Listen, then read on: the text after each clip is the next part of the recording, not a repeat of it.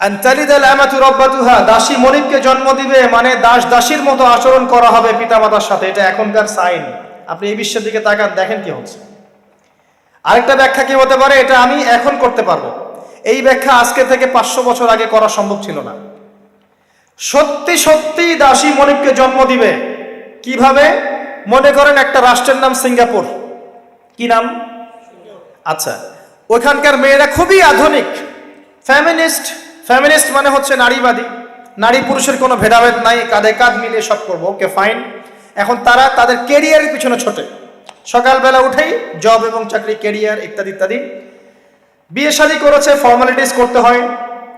কেউ কেউ আবার ওই লিভ টুগেদার থাকে, কেউ কেউ মেয়ে মেয়েকে বিয়ে করে ইত্যাদি ইত্যাদি, কেউ ছেলে ছেলেকে বিয়ে করে, এমনও চলছে এখন আর কি। তো কেউ কেউ আবার ভুল করে বিয়ে করে ফেলেছে, এখন সন্তান হয়ে গেছে, একটা সন্তানকে তো মানুষ করার সুযোগ নাই, সন্তানকে ডে কেয়ার সেন্টারে দিয়ে এসেছে। আবার কারো কারো সন্তান নেয়ার মতো সময়ই নাই, ক্যারিয়ার নিয়ে ব্যস্ত। কথা বুঝতে পারছেন? সন্তান 7 মাস 9 মাস পেটে ধারণ করব, আবার এই সিজার বা নর্মাল ডেলিভারি, আরো 2 বছর কষ্ট ইত্যাদি ইত্যাদি। দরকার কি সন্তান নেওয়া? কি করা যায়? দরিদ্র দেশগুলো থেকে মেয়েকে হায়ার করা হোক। যেমন দরিদ্র দেশ মনে করেন যে আমাদের ধরেন মালদ্বীপ বা আমাদের শ্রীলঙ্কা বা আমাদের আফগানিস্তান বা আমাদের অন্যান্য যেগুলো দরিদ্র কান্ট্রি আর কি, ইন্দোনেশিয়া থেকে বেশি নেওয়া হয়, যেগুলোর মাথা পিছু অনেক কম। আচ্ছা, একটা দরিদ্র দেশের মেয়েকে নিয়ে এসে একজন পুরুষ স্পার্ম মানে শুক্রাণু, তার যে শুক্রাণুটা আছে, এই শুক্রাণুটা বিশেষ পদ্ধতিতে ওই মেয়ের ওই ডিম্বাণুর সাথে মিলিত করে ইনজেক্ট করা হয়। আমি কি বুঝাতে পারছি? একটু বোঝার চেষ্টা করেন। শুক্রাণুটাকে নিয়ে মেডিকেল সায়েন্সের এখন অনেক পদ্ধতি আছে, এর মধ্য দিয়ে শুক্রাণু ডিম্বাণুকে একসাথে একত্রিত করে গর্ভের মধ্যে রেখে দেওয়া হয়। এবার এখানে বাচ্চা কনসেপ্ট করে, আস্তে আস্তে আস্তে বাচ্চা বড় হচ্ছে। কার পেটে বাচ্চা বড় হচ্ছে? ওই গরিব মেয়েটা। আর শুক্রাণু কার? ওই বড় লোকের। কথা বুঝতে পারছেন কি? যার স্বামী আর স্ত্রী দুজনে ব্যস্ত, সন্তান নেওয়ার ফুরসত নাই, স্ত্রীর সন্তান নেওয়ার ফুরসত নাই, স্ত্রী ব্যস্ত ক্যারিয়ারের পিছনে, ফ্যামিনিস্ট। এবার 9 মাস এই মেয়েটাকে খুব ভালো মতো খাওয়ানো হবে, ভালো খাওয়ানো হবে, ফ্রেশ পানি খাওয়ানো হবে, ফ্রেশ খাবার, একদম তত্তাজা একটা বাচ্চা চাই। 9 মাস পরে এই মেয়ে বাচ্চা খালাস করলো, সিজার হলো বা নর্মাল ডেলিভারি হলো। আর সিজার আজকে থেকে 100-200 বছর আগে ছিল না, নতুন একটা পদ্ধতি এসেছে, পেট কাটা হবে, বাচ্চা বের করে ফেলা হবে। সুবহানাল্লাহ। মনে হয় গরু ছাগল হাঁস মুরগির বাচ্চা হয়, মানুষের বাচ্চা সিজার ছাড়া হইতে পারে না। এটা যে শেষ জামানের হাদিসে আছে, আপনাকে বললে আপনি বিশ্বাস করবেন? আখিরুজ জামান কিয়ামতের আলামতের যতগুলো হাদিস আছে, এর মধ্যে একটা এরকম হাদিস আমি পড়েছি যে শেষ জামানায় মেয়েদেরকে ধরা হবে, ওদের পেট কেটে ফেলা হবে। আর কোন নিদর্শনের জন্য অপেক্ষা করছেন? শেষ জামানায় মেয়েদেরকে ধরা হবে, মেয়ে রাজি না থাকলেও বোঝানো হবে, সিজার না করলে বাচ্চা বাঁচবে না। মেয়ে রাজি না থাকলেও, পরিবার রাজি না থাকলেও বোঝানো হবে, বিজনেস, যে সিজার না করলে আপনার মেয়েকে বাঁচানো যাবে না, আপনার সন্তানকে বাঁচানো যাবে না, পরিস্থিতি খুবই খারাপ। এমন ভাবে ব্রেইন ওয়াশ করা হবে, ভয়ে বাচ্চা, মা বলবে হ্যাঁ করেন, সিজার করেন, বাবা বলবে হ্যাঁ করেন, কোনো সমস্যা নেই, জানেন। এবং এর পিছনে লাখ টাকা, 2 লাখ টাকা, 5 লাখ টাকা নির্দ্বিধায় খরচ করা হবে। বিজনেস, টোটাল বিজনেস একটা। ক্রিটিক্যাল অবস্থা এক জিনিস, আর নর্মালি সবাই গণহারে সিজার করছে আরেক জিনিস। এটা টোটালি একটা ব্যবসা এবং পুরো মানব জাতিকে ধ্বংস করার প্ল্যান। এটা একটা জুলুম, মেয়েদের উপর একটা জুলুম। শেষ জামানে হাদিস এসেছে যে আখিরুজ জামানে মেয়েদেরকে ধরা হবে, মানে মেয়েরা ধরা দিবে না, ধরা হবে, পেট কেটে ফেলা হবে, এর ভিতরে যা আছে ওকে বের করে ফেলা হবে। স্পষ্ট টাটকা হাদিস। কেউ দলিল চাইলে আমাকে নক করেন, আমি দিব দলিল ইনশাআল্লাহ। কোন সময়ের জন্য অপেক্ষা করছেন? এই সিজারিয়ান এই ট্রেডিশনটা আজকে থেকে 50 বছর আগে ছিল। আপনার দাদিরা কি এইভাবে সন্তান জন্ম দিয়েছে? তাদের 11টা বাচ্চা হইতো, 12টা 15টা বাচ্চা হইতো, আর আমার 1-2টাতেই সিজার লাগে। গরু ছাগলের বাচ্চা হয়, আমাদের বাচ্চা হইতে পারে না? সুবহানাল্লাহ, সুবহানাল্লাহ। ইভেন আমার ক্ষেত্রে এমন হয়েছিল। 12 ঘন্টার মধ্যে না করলে আপনার ওয়াইফকে বাঁচানো যাবে না। বললাম ওয়াইফ বাঁচবে, নর্মালি হবে, নর্মালি করবে। আমি যাই না মাঝে দাঁড়ানো, আলটিমেটাম সময় দিচ্ছে যে সময়ের আগে হবে না, সময় এটা পার হয়ে গেলে সিরিয়াস অবস্থা, মারা যেতে পারে, মরবে না, এভাবেই হবে, করান। এভাবেই হয়েছে, কি সমস্যা?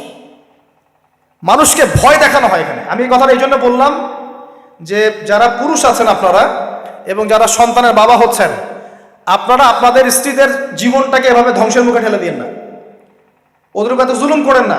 আল্লাহ পাক প্রাকৃতিক নিয়ম দিয়েছেন, এভাবেই বাচ্চা হবে ইনশাআল্লাহ। ক্রিটিক্যাল অবস্থায় এক জিনিস, একটা ক্রিটিক্যাল সিচুয়েশন হয়েছে, তখন আপনি করতে পারেন, সেটা আলাদা বিষয়। নর্মালি এমন একটা ট্রেডিশন বানাচ্ছেন কেন, ঘরে ঘরে সিজার, কি দরকার আছে? আশ্চর্য একটা ব্যাপার, আশ্চর্য। এরপরে দেখবেন আরো 2 বছর তাকে এই বোঝা বয়ে বেড়াতে হয়। যাই হোক, হাদিসের মধ্যে আসেন, এই যে বাচ্চাটাকে জন্ম দিল এই মেয়েটা, গরিব মেয়েটা, এবার এই মেয়েটাকে কিছু ডলার দেয়া হলো, তুমি 9 মাস গর্ভধারণ করেছো, তোমাকে পারিশ্রমিক দেওয়া হলো, বাচ্চাটা আমাকে দাও, তুমি বিদায় নাও। এই মেয়ে পারিশ্রমিক নিয়ে চলে আসলো। এখন এই যে বাচ্চাটা জন্ম নিল, এই বাচ্চাটা কার বাচ্চা? দাসীর না মনিবের? কার? কার শুক্রাণু আছে? এই হচ্ছে হাদিসের ব্যাখ্যা।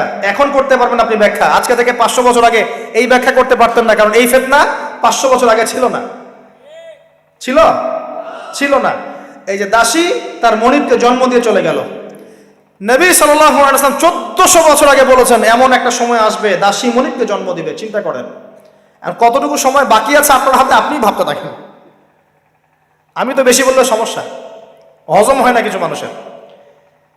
খালি চোখ কান বন্ধ করে খাও দাও ঘুমাও, 5 ওয়াক্ত নামাজ পড়ো, ব্যাস এনাফ। যখন সমস্যা আসবে তখন দেখা যাবে, এমন ভাব মানুষের আর কি। মনে করেন যে চাঁদ এবং পৃথিবী আছে একটা এই যে গ্রহণের মধ্যে। এখন অন্য একটা গ্রহাণু আসছে পৃথিবীর দিকে, ধেয়ে আসছে। অনেক সময় দেখা যায় না খবরে, ধেয়ে আসছে গ্রহাণু, দেখা যায় না? ধরেন ধেয়ে আসছে এবং বিজ্ঞানীরা নিশ্চিতভাবে বললো যে আগামী 10 বছরের মধ্যে এটা লেগে যাবে, আগামী 10 বছরের মধ্যে এটা পৃথিবীতে এসে পড়বে, বা 10 ঘন্টা পর পড়বে, বা 10 মাস পর পড়বে, এমনটা বলে দিল বিজ্ঞানীরা। এখন আপনি কি করবেন? আচ্ছা, যখন আসবে তখন দেখা যাবে, এত ব্যস্ত হওয়ার কিছু নাই, ঘুমাও, খাও, ফুর্তি করো, যেমন দিনকাল যাচ্ছে যাক, কোনো সমস্যা নেই। এখন আরেক দল মানুষ চিন্তা করছে ওই গ্রহাণুটাকে কিভাবে সরিয়ে দেওয়া যায়, সরিয়ে দিয়ে পৃথিবীকে কেমন করে বাঁচানো যায়। কারা বেশি স্মার্ট? ওরা সরানোর চেষ্টা করে না, ওরা বলা যে আমরা সরিয়ে দিব, ওখানে ধ্বংস করবো, ইত্যাদি ইত্যাদি। আর কেউ বলছে আচ্ছা আসুক, দেখা যাবে, সমস্যা নেই, মরতেই তো হবে, একদিন আসবে, সমস্যা কি। চমৎকার। তো এই যে একটা বুদ্ধিবৃত্তিক পরাজয়, এর ফলশ্রুতিতে আগামীর প্রস্তুতি নিতে পারবে না মানুষ। সাহাবায়ে কেরাম রাদিয়াল্লাহু আনহুম মসজিদে বসে একটা বিষয় নিয়ে কথা বলছেন, নবী সাল্লাল্লাহু আলাইহি ওয়াসাল্লাম পাশ দিয়ে যাচ্ছেন, জিজ্ঞাসা করলেন তোমরা কি নিয়ে কথা বলছো? সাহাবীরা বলছেন আমরা আলামাতুস সাআ নিয়ে কথা বলছি ইয়া রাসূলুল্লাহ, আমরা কিয়ামতের আলামত নিয়ে কথা বলছিলাম। সাহাবীরা কথা বলছেন কিয়ামতের আলামত নিয়ে, তাদের কোনো দরকার আছে কথা বলার? তারা তো জান্নাতে যাবেন সার্টিফিকেট প্রাপ্ত, তাদের কোনো দরকার আছে এগুলো চর্চা করার? তারা চর্চা করছেন, আলামত নিয়ে কথা বলছেন। নবীজি বললেন শোনো, 10টা আলামত না আসা পর্যন্ত কিয়ামত হবে না, এত টেনশন নিও না। 10টা আলামত না আসা পর্যন্ত কিয়ামত হবে না। দাজ্জাল, ঈসা ইবনে মারিয়াম, ইয়াজুজ মাজুজ, আপনার দাব্বাতুল আরদ, আপনার 3টা ভূমিকম্প, ইত্যাদি ইত্যাদি, এরকম 10টা আলামত আসবে, তারপর কিয়ামত হবে। তো সাহাবীরা যে বসে বসে কথা বলছেন কিয়ামত নিয়ে, তারা কি বুঝতেন না যে কি করা লাগবে ইসলামের জন্য, কি করা লাগবে না? নাকি আমি বেশি বুঝি? তারা কি জন্য কথা বলছিলেন? কারণ তারা আগামীর প্রস্তুতি যাতে গ্রহণ করতে পারেন। কেউ যদি মৃত্যুর আলোচনা করে, পরকালের আলোচনা করে, শেষ জামানের কথাবার্তা বলে, আলোচনা করে, এটা কি এই কারণে যে মানুষ হতাশ হয়ে বসে থাকবে? নাকি এই কারণে বরং তারা আরো উজ্জীবিত হোক এবং সময়টাকে কাজে লাগাক, আগামীর দিনগুলোকে ইবাদত করে কাটিয়ে দেখ? কোনটা উদ্দেশ্য কোনটা? তো এই ব্যক্তি জিজ্ঞাসা করছেন কিয়ামতের আলামত বলেন, নবীজি 2টার মধ্যে একটা বললেন, এটা দাসী তার মনিবকে জন্ম দিবে, যেটা আপনি এখন দেখতে পাচ্ছেন। 2 নাম্বার তিনি বলছেন, লিসেন, এই হাদিসে এটাই লাস্ট। 2 নাম্বার তিনি বলছেন ওয়ান তারাল হুফাতাল উরাতাল আলাতা রিয়া আশ-শাই ইয়াতাতাওয়ালুনা ফিল বুনিয়ান। যখন তুমি দেখবে যে সমাজের সবচেয়ে দরিদ্র শ্রেণীর মানুষ, যাদের পায়ে স্যান্ডেল ছিল না এবং গায়ে কোনো জামা ছিল না, পায়ে স্যান্ডেল ছিল না, কত দরিদ্র চিন্তা করেন, গায়ে জামা ছিল না, কত দরিদ্র চিন্তা করেন, এরা ইয়াতাতাওয়ালুনা ফিল বুনিয়ান, উঁচু উঁচু অট্টালিকা নির্মাণের প্রতিযোগিতা করবে, কম্পিটিশন। নির্মাণ করবে এটা বলা হয়নি, কম্পিটিশন করবে, তোমার 10 তো আমার 15, তোমার 15 আমার 20, তোমার 100 আমার 200, কম্পিটিশন করবে। আজকে থেকে 200 বছর আগে পৃথিবীর দিকে তাকান, পৃথিবীর এই প্রত্যেকটা শহর, বড় বড় নগরগুলোতে এত উঁচু উঁচু কনস্ট্রাকটিভ বিল্ডিং ছিল? এই প্রতিযোগিতা ছিল?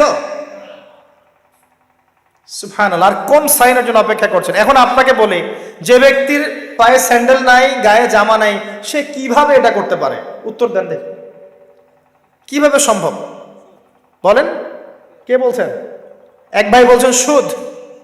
এক্স্যাক্টলি রাইট অ্যান্সার, সুদ। আপনি যান, সুদের লোন নেন, বিল্ডিং তোলেন এবং সারা জীবনের ঘানি টানতে থাকেন, লোনের ঘানি টানতে থাকেন, প্রতিযোগিতা করতে থাকেন। সুদের মধ্য দিয়ে বড় লোকের কোনো ক্ষতি হয় না, বড় লোক আরো ধনী হতে থাকে, সুদের মধ্য দিয়ে দরিদ্র আরো দরিদ্র হতে থাকে।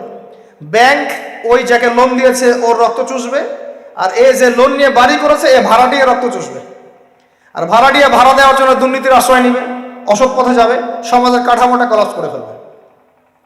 একটা প্রবলেমের সাথে আরো অনেক বিষয় জড়িত থাকে। এক নাম্বার হচ্ছে রিবা, যার মধ্য দিয়ে এটা করা সম্ভব। আর দুই নাম্বার হচ্ছে কি? আত্মসাৎ। অন্যের সম্পদ অন্যায়ভাবে আত্মসাৎ করতে পারলে আপনি রাতারাতি এই পর্যায়ে যেতে পারবেন ইনশাল্লাহ। অন্য পদ্ধতি আছে? একজন মানুষ হালাল খেয়ে হালাল পথে থেকে খুব সহজ এরকম 10, 20, 50 তলা বিল্ডিং করা খুব সহজ? এত সহজ না, এত সহজ না। এই হাদিসে নবী সাল্লাল্লাহু আলাইহি ওয়াসাল্লাম এই দুইটা আলামত বলেছেন। অন্যান্য হাদিসগুলো তিনি না আরো অনেক কথা বলেছেন। ফর এক্সাম্পল, আমি কয়েকটা বলে শেষ করছি, বড় বড় কয়েকটা বলছি। ফর এক্সাম্পল, শিরিক বেড়ে যাবে। কি বেড়ে যাবে? শিরিক বেড়ে যাবে। ভণ্ড নবীদের আগমন ঘটবে, সময়গুলো সংক্ষিপ্ত হয়ে আসবে।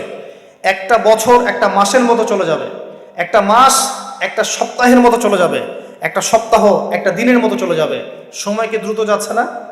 আপনি কি বুঝতে পারছেন সময় দ্রুত যাচ্ছে? চাঁদ দ্বিখণ্ডিত হয়ে যাবে। চাঁদ কিন্তু দ্বিখণ্ডিত হয়ে গেছে, চাঁদ দ্বিখণ্ডিত হয়ে গেছে। সূরা কমারের 1 নম্বর আয়াত পড়ে দেখেন। বেশি বেশি আল্লাহর গজব আসবে, মহামারী আসবে, ঝড়, জলোচ্ছ্বাস, প্রাকৃতিক দুর্যোগ বেশি বেশি আসতে থাকবে এবং এমন এমন সব রোগের আবির্ভাব ঘটবে যেগুলো কখনোই ছিল না পৃথিবীতে। এইডসের নাম মানুষ আগে শুনেছিল? HIV-র নাম মানুষ শুনেছে? এখন এইসব যে ভাইরাস চলছে এগুলোর নাম আগেকার জেনারেশন শুনেছিল কখনো? এর পরে যেগুলো আসবে সেগুলো আমরাও শুনি নাই, আমাদের পরের প্রজন্ম শুনবে। এটাই শেষ না, আরো আসবে। নবীজি আরো বলে গেছেন, বেশি থেকে বেশি মানুষ সুদ খাবে। যে ব্যক্তি সুদ থেকে দূরে থাকতে চাইবে তার গায়েও এসে সুদের ছিটা ফোঁটা লাগবে। মুসলিমদের মধ্যে বিভক্তি বেড়ে যাবে, আপোষে হানাহানি কাটাকাটি বেড়ে যাবে, হারাজ হত্যাকাণ্ড বেড়ে যাবে। এত বেশি হত্যাকাণ্ড হবে যে মানুষকে হত্যা করছে ও জানবে না কেন হত্যা করছি, যে নিহত হবে সেও বুঝবে না কেন আমাকে মারা হলো। প্রথম বিশ্বযুদ্ধের ইতিহাস একটা লেকচারে বলেছি, সেকেন্ড ওয়ার্ল্ড ওয়ারের ইতিহাসটা বলেছিলাম। এগুলো দেখেন, সারা বিশ্বে কত মানুষকে মারা হয়েছে বিগত এই শতাব্দীতে, 100-150 বছর দেখে নিন। হারাজ হত্যাকাণ্ড, প্রচুর হত্যাকাণ্ড। প্রথম ওয়ার্ল্ড ওয়ারেই মিনিমাম 3 থেকে 4 কোটি মানুষকে মারা হয়েছে। দ্বিতীয় ওয়ার্ল্ড ওয়ারে 7 থেকে 8 কোটি মানুষকে মারা হয়েছে। সামনে যেটা আসবে ওখানে দেখবেন পৃথিবীর 1/3 মানুষই শেষ। অপেক্ষা করতে থাকেন। আরো বলেছেন জেনা বাড়বে, জেনা ঘরে ঘরে জেনা থাকে। আরো বাড়বে পরকিয়া, ব্যভিচার। আপনার পারিবারিক কাঠামো ভেঙে যাবে, সমাজের বন্ধন বলে কিছু থাকবে না, ভেঙে যাবে। এটা তিরমিজিতে আছে এই হাদিসটা। মসজিদগুলো হবে চাকচিক্যময়, হেদায়েত শূন্য শেষ জামানায়। দেখেন মসজিদগুলো এক একটা তাজমহলের মতো, ভিতরে হেদায়েত নাই। ইসলামের খালি নাম থাকবে, মানুষ ইসলামের মূলনীতি থেকে সরে আসবে। কোরআনের খালি মাসহাফ থাকবে, মানুষ কোরআনের শিক্ষা থেকে সরে আসবে। মানুষ কোরআন পড়বে, কোরআনের মূল মেসেজগুলো, মূল নীতিগুলো ওর গলার নিচে নামবে না। হাদিস। মানুষ কোরআন পড়বে, কোরআনের শিক্ষাগুলো গলার ভিতরে ঢুকবে না। আছে না এখন? আপনি দেখেন কত মানুষকে দেখবেন কোরআন পড়তে জানেই না অর্থ কি জিনিস। আর যদি কেউ বলে অর্থ পড়ার দিকে উৎসাহিত করে, অর্থ পড়া উচিত, অর্থের দিকে যান, বলবে ওকে আবার বিতর্কিত করা শুরু করে দিবে। মানুষকে তো উৎসাহ দেওয়া দরকার যে আপনারা অর্থ পড়েন, তাহলে কোরআনের মূল মেসেজটা বুঝতে পারবেন। একজন আলেমের কাজ কি? মানুষকে কোরআনের মূল মেসেজটা শিক্ষা দেয়া, উৎসাহিত করা। আপনি তেলাওয়াত করলে তো নাকি পাবেনই, অবশ্যই প্রত্যেক হরফে 10 টাকা পাবেন, কিন্তু তেলাওয়াত করলেই কি অর্থ বুঝতে পারবেন? অর্থ না বুঝলে কি ভিতরের কথাগুলো হজম করতে পারবেন, শিখতে পারবেন? এটা বোঝার জন্য কি লাগে ভাই? সামান্য কমন সেন্স যথেষ্ট। নবীজি বলেছেন জেনা বাড়বে এবং নারীদের সংখ্যা বাড়বে, মেয়েদের সংখ্যা বাড়বে, মেয়েদের সংখ্যা বাড়তে থাকবে। এমন একটা সময় আসবে প্রত্যেক একজন পুরুষের জন্য 40 জন মহিলার দায়িত্ব চলে আসবে। স্ত্রী না ভাই, এত খুশি হওয়ার দরকার নাই, স্ত্রী কথা বলা হয়নি। 40 জন মহিলার দায়িত্ব চলে আসবে। আপনার মা, বোন, খালা, ফুফু সব মিলে দেখবেন 40টা ফ্যামিলি আপনাকে টানতে হচ্ছে, আপনি একজন পুরুষ। আস্তে আস্তে এগুলো বাড়ছে না? বাড়ছে। মহিলারা পুরুষদের পোশাক পরবে আর পুরুষেরা মহিলার পোশাক পরবে, এটা বড় সাইন। আরেকটা সাইন আছে যে মহিলারা এমন পোশাক পরে রাস্তাঘাটে ঘুরবে যেই পোশাক পরেও তারা নগ্ন থাকবে। নিসাউন কাসিয়াতুন আরিয়াহ মুইলাতুন মামিলাত। আখির জামানে এক শ্রেণীর নারী বের হবে যারা পোশাক পরেও নগ্ন থাকবে, অন্যকে আকৃষ্ট করবে, অন্যর দিকে নিজেও আকৃষ্ট হবে। আপনাদের এখানে এই ট্রেডিশন নাই? বলতে থাকলে ভাই রাত শেষ হয়ে যাবে, আমি আলোচনা গুটিয়ে নেওয়ার চেষ্টা করছি। মূল কথা হচ্ছে ভাই যে আলামাতুস সাআ নিয়ে কথা বললে অনেক কথা বলা যায়। মূল বিষয়টা হচ্ছে আমাদের ইসলামের বেইজ, ইসলামের পিলার। মূল বিষয় হচ্ছে ঈমান, মূল বিষয় হচ্ছে ইহসান এবং আগামীর বিশ্ব সম্পর্কে সচেতনতা। যখন আমি দেখছি যে একটার পর একটা আলামত আসতেই আছে এবং যেতেই আছে, এবং এই বিশ্ব যা দেখছে আগামী বিগত বিশ্বটা দেখে নাই, তখন আমাদের উচিত প্রথমত সতর্ক হওয়া। প্রথম কাজ কি করা উচিত? সতর্ক হওয়া উচিত। তারপর তওবা করা উচিত, খালেস তওবা করে ফিরে আসা উচিত। যারা নামাজ পড়ি না, নামাজ ধরা উচিত। যারা নামাজ পড়ি, জামাতে নামাজ পড়া উচিত।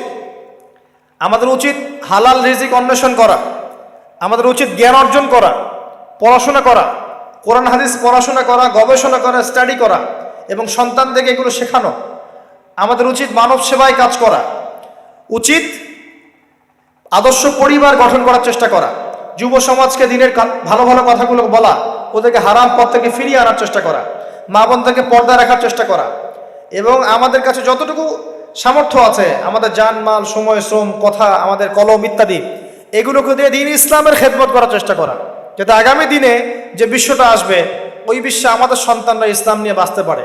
এটাই তো হওয়া উচিত। এর চেয়ে বেশি আমাদের কি করার আছে? আল্লাহ পাক আমাদের সবাইকে ইসলামের এই কাজগুলোকে করার তৌফিক দান করুন এবং আখিরুজ জামান সম্পর্কে সচেতন থাকার তৌফিক দান করুন।